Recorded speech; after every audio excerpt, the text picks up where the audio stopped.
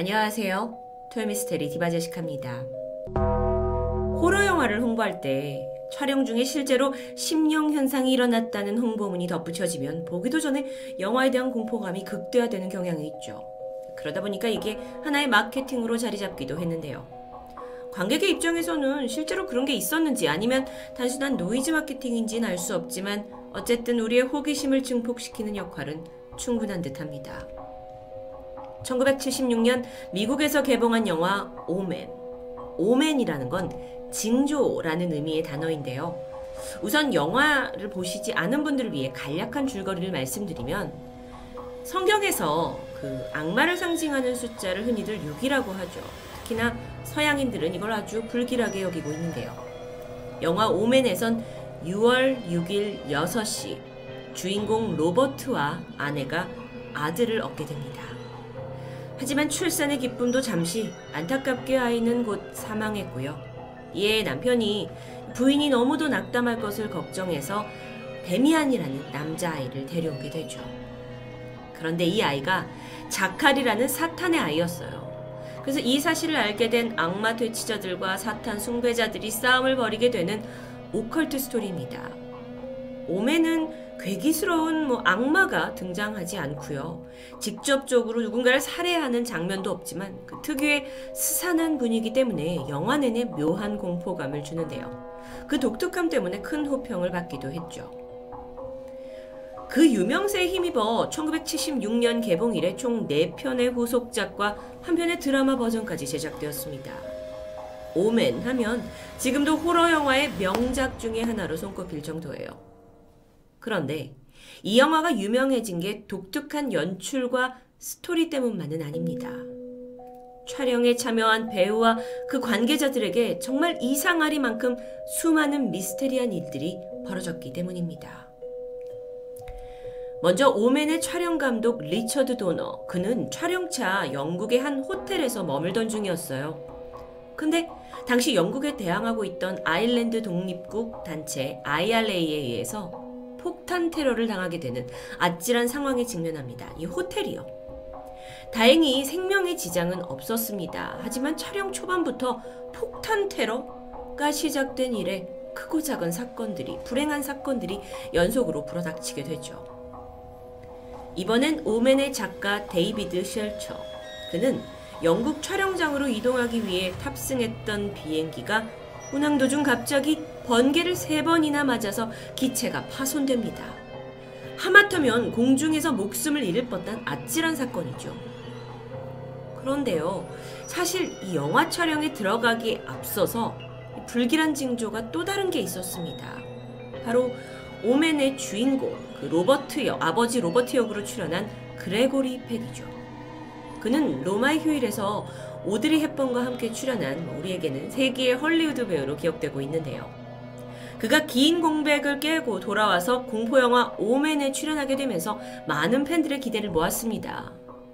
근데 여기서 잠깐 그의 사생활을 조금 살펴보면 그에겐 전처와 후처 사이에서 얻은 아들과 딸 2명의 자식이 있습니다. 그레고리 팩은 헐리우드에서 아주 아이들에게 헌신적이고 또 가정적이다라는 평을 들을 정도로 남달랐는데요. 오멘 촬영에 들어가기 2달 전 그의 아들이 갑자기 권총으로 자살하게 되는 사건이 벌어졌습니다.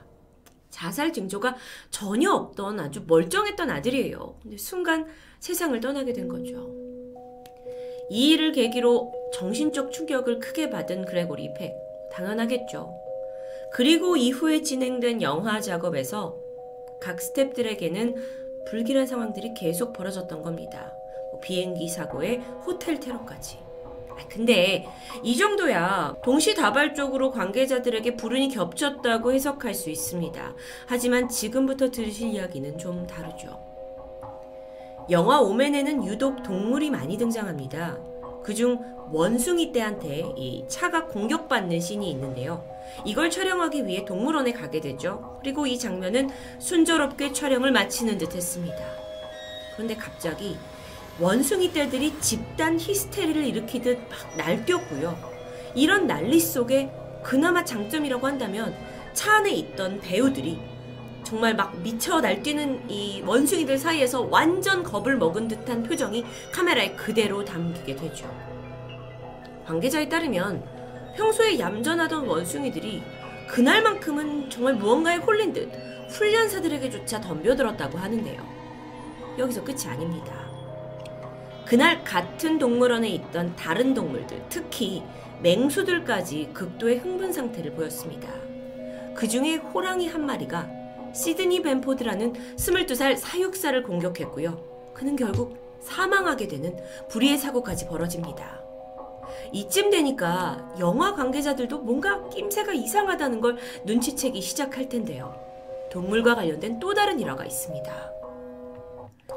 바로 영화에서 아들 데미안의 존재를 의심하게 되는 아버지와 그 주변을 추적하던 사진기사가 함께 무덤가에 가게 됐고 거기서 개의 공격을 받는 장면입니다.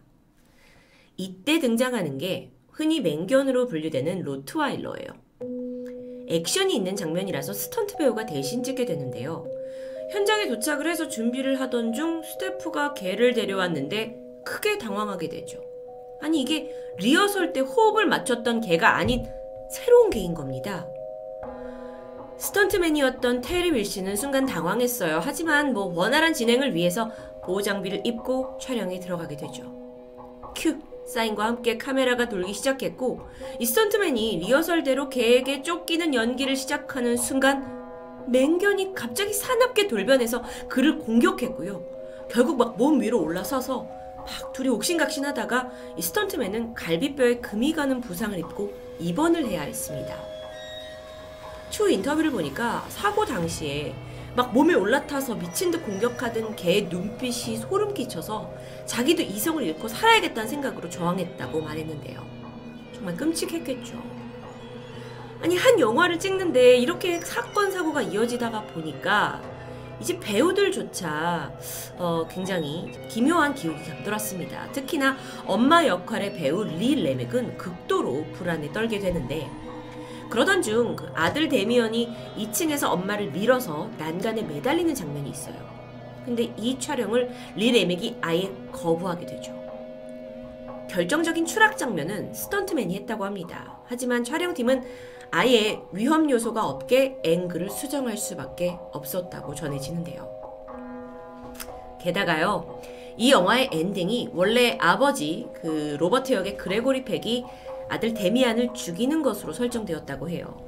그런데 몇 개월 전에 자신의 아들이 숨을 거둔 일을 경험한 그가 쉽사리 이걸 연기할 수 없었습니다. 그리고 또 어쩌면 악마가 씌인 영화 속의 아들을 죽이는 그 연기가 재앙을 불러올 수 있다고 우려했던 걸까요?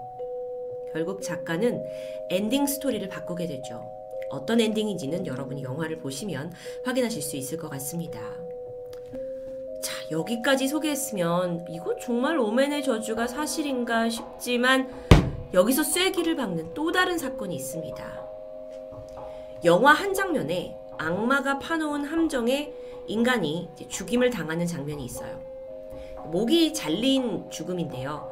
여기서 이 목 잘린 부분에 대한 분장을 맡은 사람이 특수효과 전문가 존 리처드슨입니다. 그는 오맨 촬영을 잘 마쳤고요. 이후에 다른 영화를 준비하면서 조수 한 명과 차로 이동하던 중 큰 충돌 사고를 당하게 돼요. 차가 그야말로 산산조각이 났어요. 그리고 존은 반년 이상 입원을 할 만큼 큰 부상을 입게 돼요.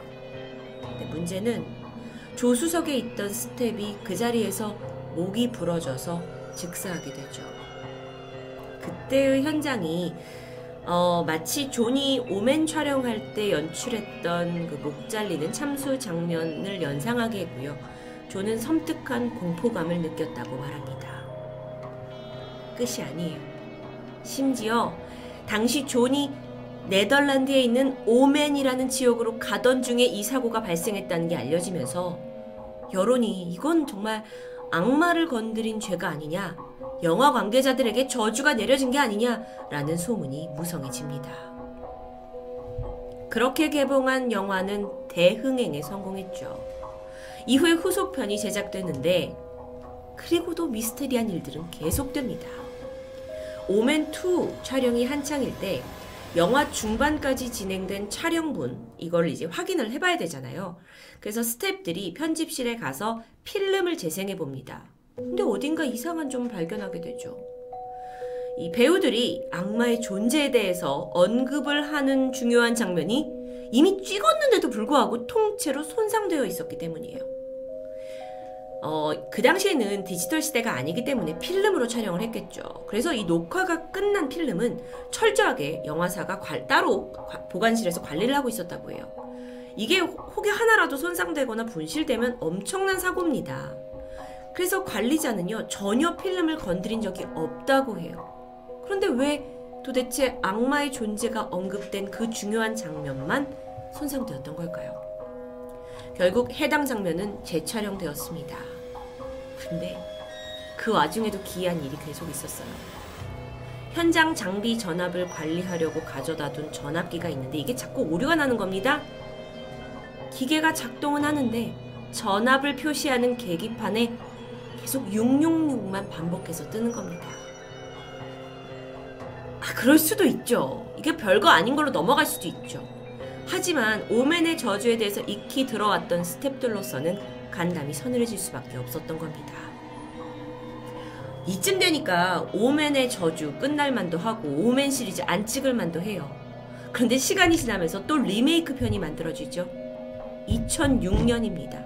오맨 리메이크에 출연한 줄리아 스타일스는 영화 촬영 초반부터 원인을 알 수 없는 강박증에 사로잡혔다고 말했어요. 심지어 촬영이 없는 날에도 막 답답한 기분과 함께 누군가 자신을 지켜보고 있는 듯한 공포심에 사로잡혔고요. 결국 정신과 치료를 감행했을 정도입니다. 그렇게 가까스로 오맨 리메이크 영화 작업이 끝났고 이후에 그녀의 이 심리적인 강박증, 불안 증세가 놀랍도록 빠르게 회복되었다고 합니다.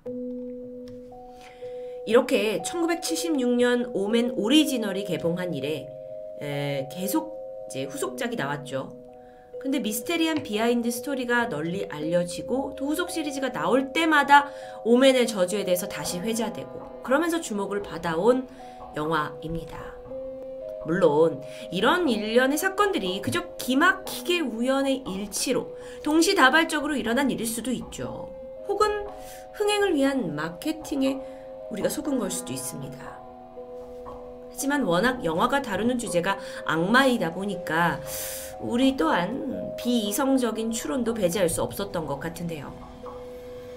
어쩌면 무서운 영화다 보니까 스태프들도 더 공포심이 생겨서 어떤 심리적인 영향을 받은 건 아닐까라고 생각해 봤는데요. 그렇다면 촬영 당시에 동물들의 발작은 도대체 어떻게 설명할 수 있을까요? 세상의 모든 설명하기 힘든 일을 다루는 토요미스테리 디바제시카였습니다.